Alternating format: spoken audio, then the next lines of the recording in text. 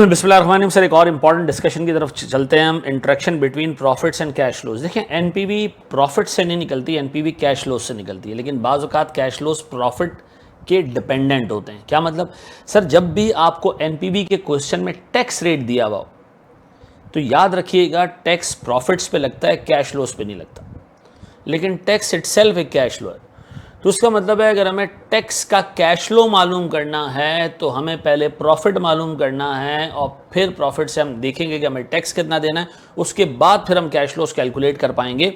इसका मतलब है सर अगर हमें कैश फ्लोज निकालना है, we need a cash flow of tax और tax is dependent on profits, तो पहले प्रॉफिट कैलकुलेट करना है, उस पर टैक्स कितना बनता है वो निकालना है और फिर हम एनपीवी कैलकुलेट कर पाएंगे। ऐसा याद रखिएगा मेरे बच्चों, चूंकि टैक्स प्रॉफिट्स पे लगता है तो प्रॉफिट में आपको नॉन कैश आइटम्स का भी सामना करना पड़ सकता है, नॉन कैश आइटम्स को भी आपको इनकॉर्पोरेट करना पड़ेगा। मिसाल देता हूं सर, एक छोटी सी एग्जांपल से अज्यूम करें कि किसी साल की सेल्स है से 300 रुपये। सर इस साल की कॉस्ट यानी कैश कॉस्ट है सर कोई 150 रुपये की, ठीक है जी। सर इस साल हमारा डेप्रिसिएशन एक्सपेंस है 50 रुपये का, ठीक है जी। सर हमारा टैक्स रेट है से 30% का। एग्जामिनर आपसे कह रहा है कि जनाब इस साल के कैश लॉस कैलकुलेट करो। आपने कहा जी कैश लॉस कैसे कैलकुलेट करें, टैक्स कैश फ्लो पे थोड़ी लगता, पहले हमें प्रॉफिट कैलकुलेट करना पड़ेगा। तो सर हम जब प्रॉफिट कैलकुलेट करने के लिए जाते हैं तो हम कहते हैं जी हमारी सेल्स है 300 रुपये की, ठीक है जी। सर हमारी कैश कॉस्ट है 150 रुपये की, ठीक है जी। सर हमारा डेप्रिसिएशन है सर कोई 50 रुपये का। तो सर इसके बाद हमारे पास प्रॉफिट बच जाता है, प्रॉफिट बिफोर टैक्स कोई 100 रुपये का।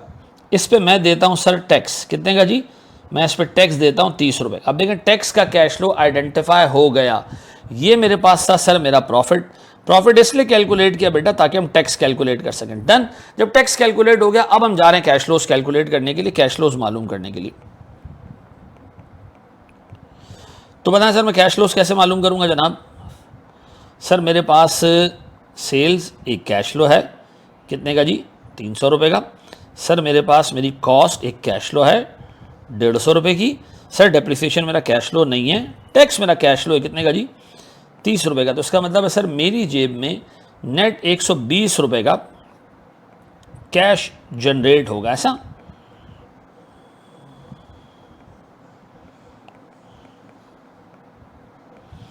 अच्छा अब आपने पहले प्रॉफिट कैलकुलेट किया, फिर आपने टैक्स कैलकुलेट किया, हम एक ही कैलकुलेशन में दोनों भी कर सकते हैं, मैं पहले भी डिस्कस कर चुका हूं, ठीक है जी। मैं एक काम कर सकता हूं जनाब, डायरेक्ट भी उसको कर सकता हूं। कैसे? मैं सबसे पहले लेता सेल्स, मैं लेता जी मेरे पास सेल्स है 300 रुपये की। सर मेरे पास कॉस्ट है मेरे पास सर 150 रुपये की। सर मेरे पास इसके बाद डेप्रिसिएशन मैं माइनस करता 50 रुपये। सर मेरे पास आ जाता प्रॉफिट बिफोर टैक्स, ये हो जाता सर मेरे पास 100 रुपये का। इस प्रॉफिट में मैं क्या देता जनाब, टैक्स कितने का जी, 30% के हिसाब से 30 रुपये का। अब जब टैक्स निकल गया सर हमारे पास टैक्स के कैश फ्लोज आ गए। अब आप ऊपर से काउंट करना शुरू करेंगे प्रॉफिट में कौन कौन से आइटम्स ऐसे हैं जो नॉन कैश हैं।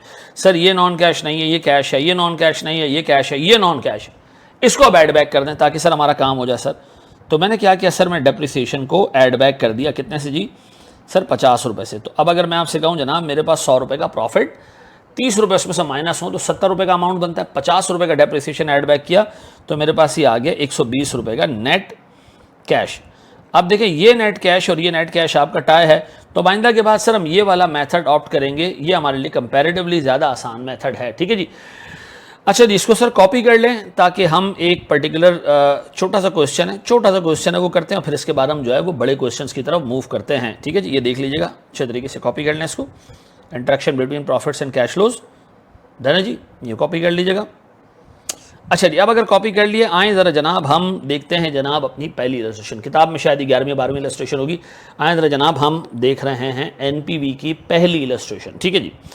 बेसिक इलस्ट्रेशन है, कोई लंबी चौड़ी चीज़ें नहीं है इसके अंदर। इनिशियल आउटले सर 2 मिलियन रुपए का, 2 मिलियन का इनिशियल आउटले क्या होगा सर, हमने को मशीन खरीदी होगी मोस्ट प्रॉब्ली। 5 लाख रुपए का वर्किंग कैपिटल। अब सीधी सी बात है, मशीन खरीदोगे, मशीन में फूंक मार के तो नहीं प्रोडक्शन करोगे ना, मशीन में डालोगे रॉ मटेरियल। तो वर्किंग कैपिटल को अभी आसान रखें, वर्किंग कैपिटल टेक्निकली एक रॉ मटेरियल है अभी तक, आगे हम देखेंगे वर्किंग कैपिटल का कॉन्सेप्ट काफ़ी बड़ा है, ठीक है जी। तो working capital currently is technically raw material, ठीक है जी, ये लेके रखा हुआ है, इसको यूज़ करेंगे और ले लेंगे, फिर यूज़ करेंगे और ले लेंगे, फिर यूज़ करेंगे और ले लेंगे, और आखिरी साल इसको जब यूज़ करके बेचेंगे तो दोबारा नहीं लेंगे, ठीक है जी। तो इसका मतलब है सर आखिरी साल में जो इससे पैसा मिलेगा वो हमारा कैश होगा, ठीक है जी। यानी वर्किंग कैपिटल शुरू में इन्वेस्ट होगा, आखिरी साल में रियलाइज हो जाएगा, ठीक है जी। वर्किंग कैपिटल शुरू में इन्वेस्ट होगा, ठीक है जी, इन्वेस्ट होगा डे 1 पे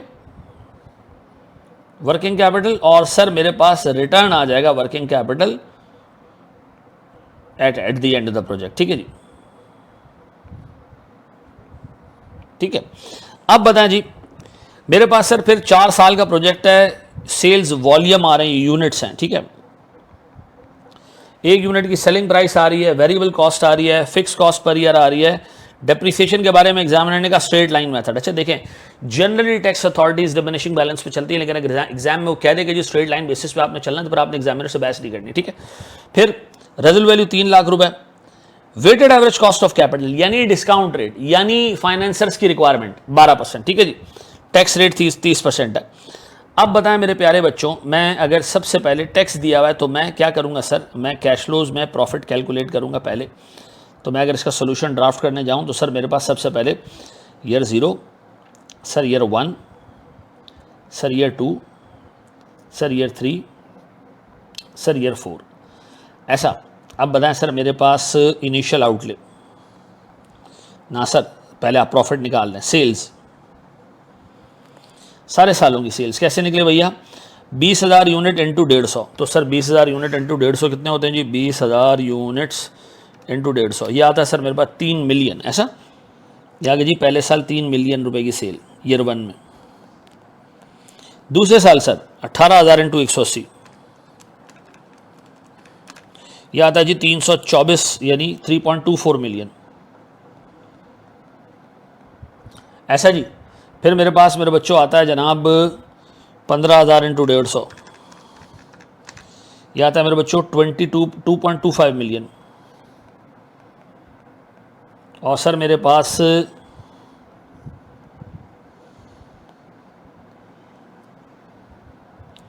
थोड़ा गैप दे देते हैं सर, इनमें फिगर्स बड़ी है। चौथे साल सर मेरे पास 10,000 इंटू 120, यह आता है जी मेरे पास 1.2 मिलियन।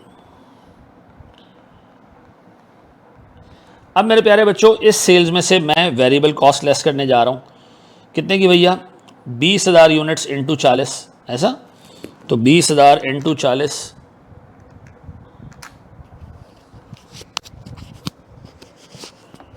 ये आ रहा है मेरे बच्चों कोई 8 लाख। सर मेरे पास 18,000 इंटू 40, यह आता है मेरे बच्चों 7,20,000।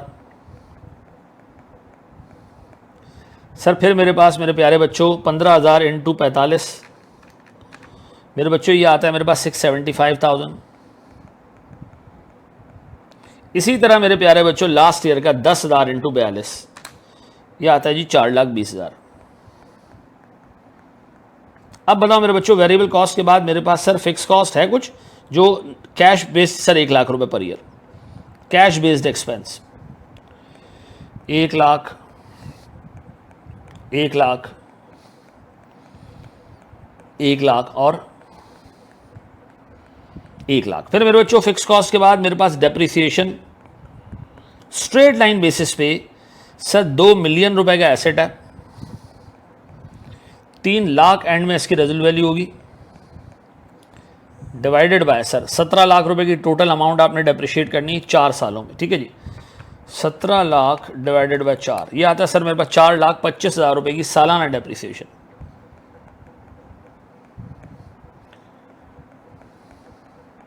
स्ट्रेट लाइन है तो सारे सालों का डेप्रिसिएशन का अमाउंट सेम ही होगा। अब देखिए ये एक नॉन कैश एक्सपेंस है, लेकिन सर चूंकि हमने प्रॉफिट कैलकुलेट करना है और प्रॉफिट के लिए आपको सर कैश और नॉन कैश दोनों एक्सपेंसेस देखने पड़ेंगे, तो हम प्रॉफिट पहले कैलकुलेट कर रहे हैं सर। ना नो नो नो नो इन इलैहि राजिऊन सर।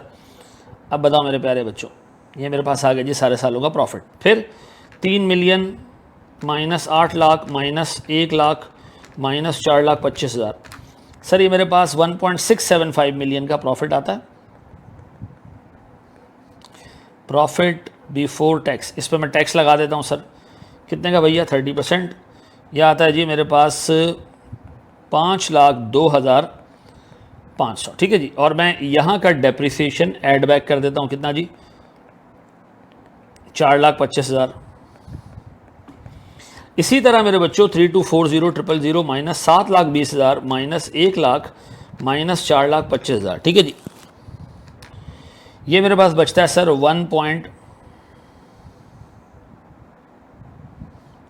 ये मेरे पास बचता है जी 1.995 मिलियन। प्यारे बच्चों इसका 30% मेरे पास बनता है जी 598,500 और मैं इस साल का डेप्रिसिएशन ऐड बैक कर देता हूं जनाब इसमें, ऐसा जी। फिर sir 2.25 million minus 675,000 minus 4,25,000 minus 1,00,000, यह है जी 1.05 मिलियन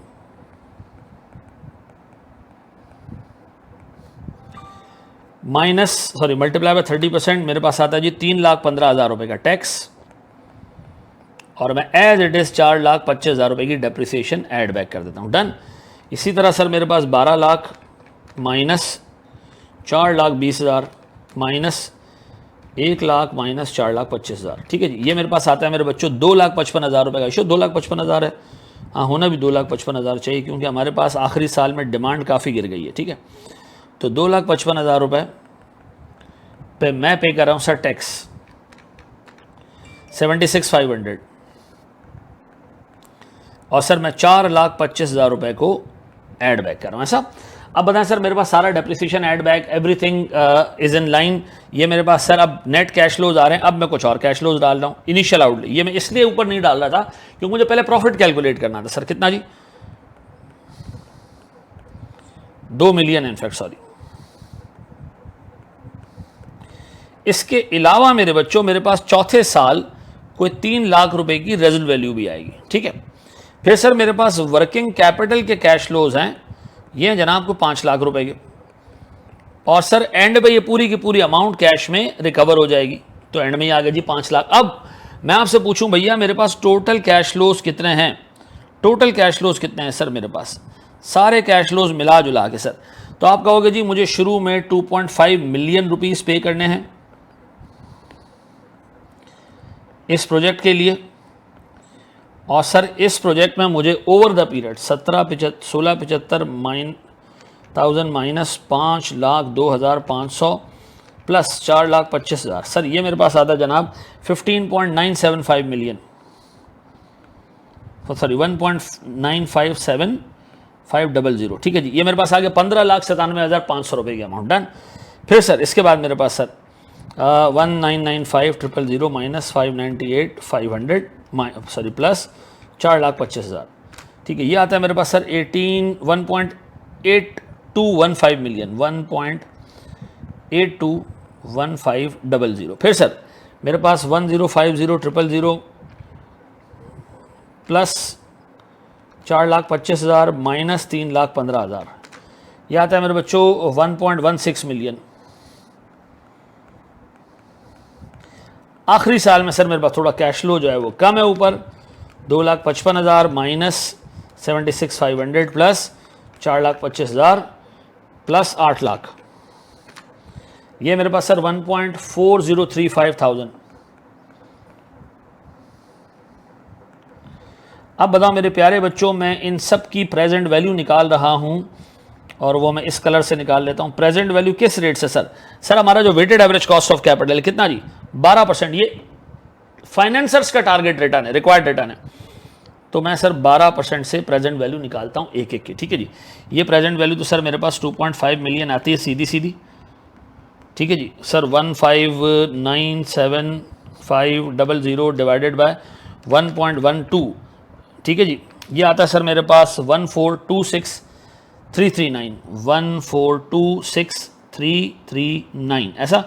इसी तरह सर मेरे पास 1,821,500 divided by 1.12 raise the power 2, sir ये आता है मेरे पास 1.452089 1452089। सर आप देखें सर एनपीवी का छोटा सा सवाल भी हो ना, उसके नंबर्स इतने ख़तरनाक होते हैं कि आपने छोटी भी गलती की तो आपके लिए जो है वो अजाब बन जाएगा 825,666,665 कर लेते हैं इसको। फिर सर आखिरी साल 1403,500 divided by 1.12 raise to the power 4। Sir ये मेरे पास आता है जनाब 891,950।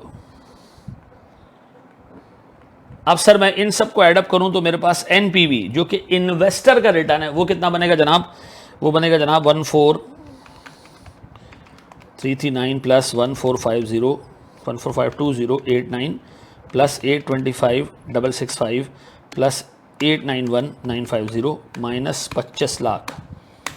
यह आता है सर मेरे पास 2096,043 2096,043। अच्छा, दिस इज़ क्वाइट पॉसिबल कि जब आप कैलकुलेशन कर रहे हो, ठीक है जी, कोई एक आध जगह पे मिस्टेक हो और उससे ये नंबर्स डिफरेंट आ रहे हो। याद रखिएगा मेरे प्यारे बच्चों, इन चीज़ों के नंबर नहीं कटते हैं, इन चीज़ों के नंबर नहीं कटते हैं। होल्ड कीजिएगा ज़रा प्लीज़ 1 मिनट। इन छोटी छोटी चीज़ों से नंबर नहीं कटते हैं, ठीक है जी। ये हमारी एनपीवी आ गई है सर, हमने एक अच्छा सवाल देख लिया। अब आगे सवाल देखते हैं सर। आगे मैं एक्सेल यूज़ करूँगा, ठीक है जी, ताकि हमारा टाइम आसान हो। अच्छा देखिए, एक छोटी सी चीज़ और सुन लें।